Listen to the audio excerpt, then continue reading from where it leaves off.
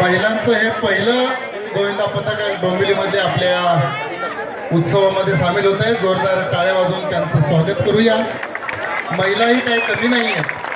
महिलांचं सक्षमीकरण व्हावं यासाठी अनेक वर्ष नामदार रवींद्र चव्हाण साहेब प्रयत्न करीत आहेत.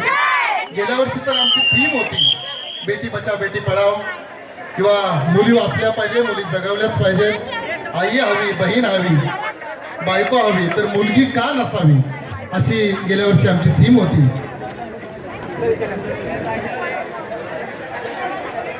त्याच्यावरती रस्सी अडकली नाही ना दहीहंडीला?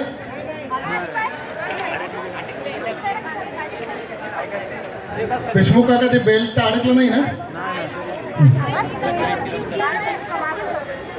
यानंतर शंभू नारायण आहेत ना?